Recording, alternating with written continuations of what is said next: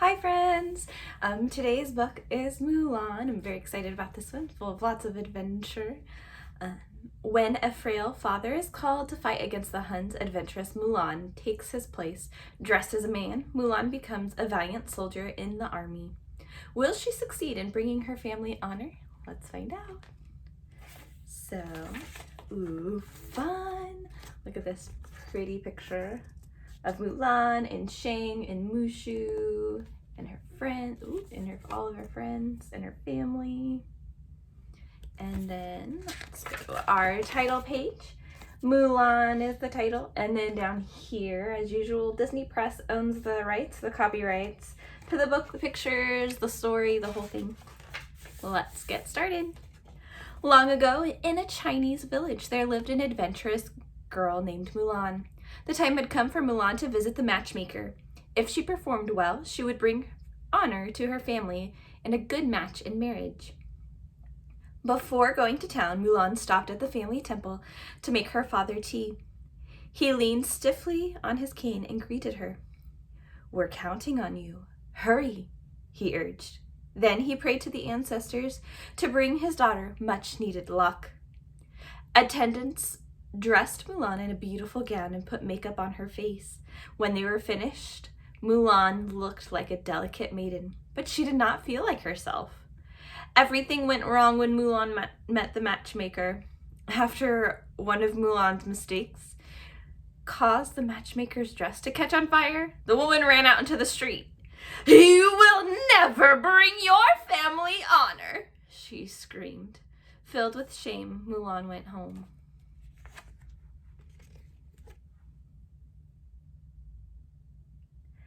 "Ancestors, hear my plea.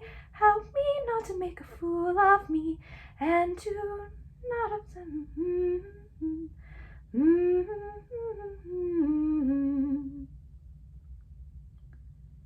Scarier than the Undertaker, we are meeting our matchmaker."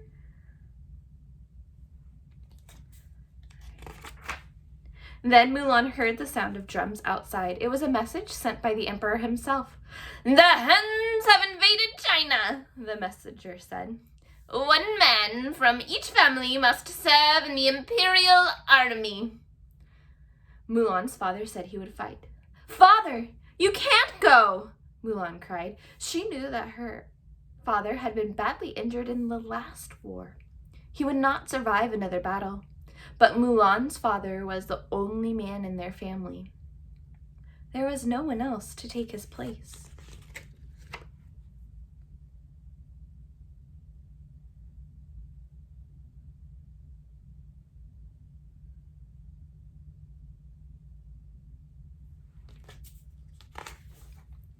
Mulan could not stand to see her father get hurt. She decided she would fight in his place. To do so, she would have to pretend to be a man. That night, Mulan cut her hair, then put on her father's armor and rode off to join the army. When Mulan reached the army camp, she reported to Captain Shang. It was Shang's job to do the training of the new recruits to be good soldiers. "What's your name?" Shang said. Mulan could not give her real name. It's Ping, and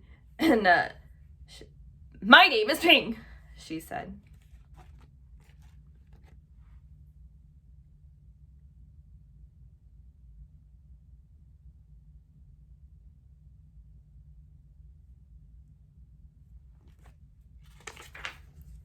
On the first day of training, Shang shot an arrow onto the top of a pole. "This," he said, pointing to one of the weights, "represents discipline."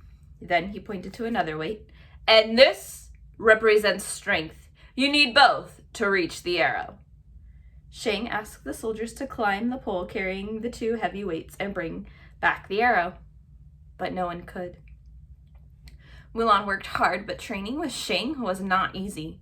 None of the soldiers knew how to fight, and every time Shang tried to teach them something, they got it wrong. Soon Mulan made friends with 3 soldiers, Ling, Yao, and Po. Shang was still not happy with her.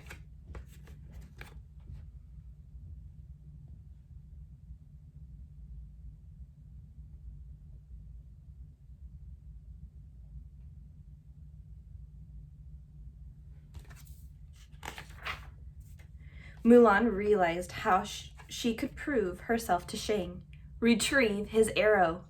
She thought long and hard about how to reach the arrow. At last, she figured out a way to loop the weights together. It was much easier to climb that way. When she reached the top of the pole, everyone cheered. Even Shang looked impressed. Finally, Mulan and the other soldiers received orders to join the rest of the army. But by the time they arrived, the other troops had been defeated. And soon they encountered the Huns, who attacked. Shang's troops fired their cannons. It seemed as if their enemies had disappeared. But then, as the smoke cleared, Mulan saw hundreds of Huns soldiers charging toward them. "Prepare to fight," Shang said. "If we die with honor." Bum, ba, bum, ba, bum, bum. Bum, ba, bum, bum, bum. Ba, da, ba, da, da. Ba, da, ba, da. Somehow I'll make a man out of you. Bum, bum, bum, bum, ba, bum. Ba, ba, ba, ba, bum, bum, bum, bum. Ba, da, da, da, da, da, da, da, da. Da, da, da, da, da, da. Da, da, da, da, da, da, da. Da, da, da, da, da, da, da, da, da. Be a man. As Mulan looked up at the snowy peak, she had an idea. Mulan moved a cannon into position and lit the fuse. She fired into the mountain, shaking the snow loose. An avalanche thundered down and swept the enemy away. The Huns were defeated. Suddenly, Mulan realized that the snow was heading right for Shang. Quickly, she jumped on her horse and raced to save him. Mulan managed to pull Shang from the swirling snow. "I owe you my life," Shang told her. "From now on, you have my trust." Mulan smiled, but then she collapsed. She had been badly injured during the battle. Shang called for a doctor.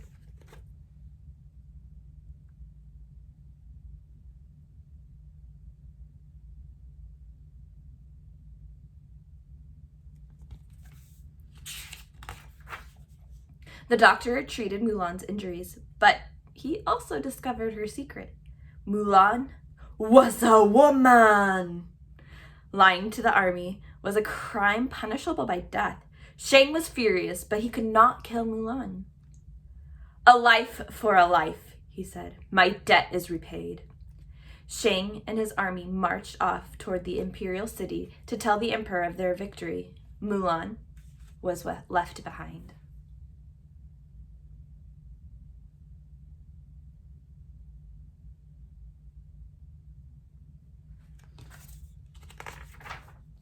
When the others had left, Mulan started to head home.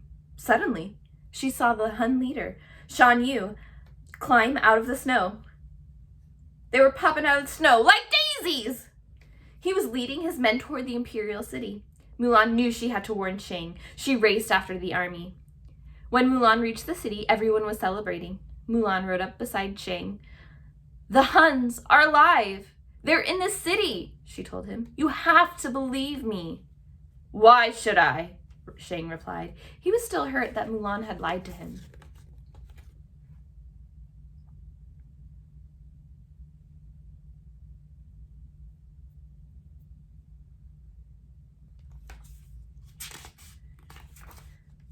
At the palace, the emperor spoke to the crowd of happy people.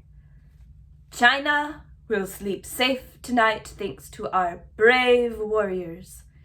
But as the crowd cheered, Shan Yu appeared on a nearby rooftop. The Hun leader swooped down and captured the emperor. He carried him inside the palace and locked the door. Shang and his soldiers tried to break down the door to save the emperor. "They'll never reach the emperor in time," Mulan said to herself. She made a plan. Quickly, she found her friends Ling, Yao, and Po, and she dressed them up in women's clothes so that they could fool the Hun guards. Together, they knocked out the guards and slipped into a palace.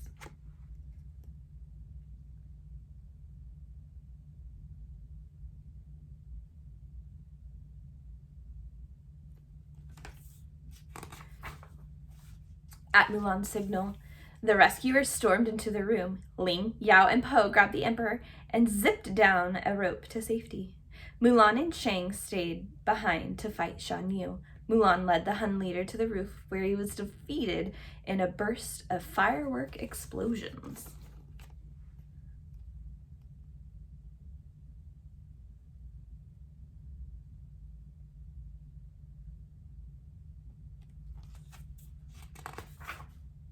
Mulan hoped the emperor would not be angry that she had fought alongside the men.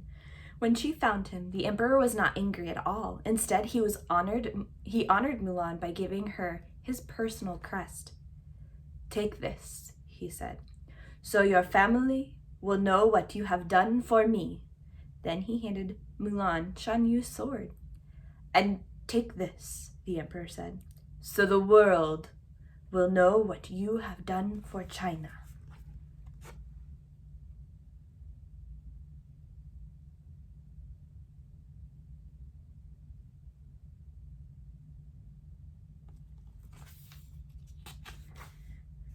Mulan was ready to return home, but first she tried to make up with Shang. The only thing he said was, "You fight good." "Oh, thank you," she replied, disappointed. As Mulan rode away, the emperor turned to Shang. "You don't meet a girl like that every dynasty," the emperor said. Shang knew he had to follow Mulan and apologize. At home, Mulan gave her father the sword of Shan Yu and the crest of the emperor. "They're gifts to honor the Fa family." "The greatest gift and honor," he replied, "is having you as a daughter." As they celebrated, Shang arrived and tried to apologize to Mulan. "Would you like to stay for dinner?" Mulan asked him. "Dinner would be great," Shang agreed. The family walked inside, together again, at last. "Would you like to stay forever?"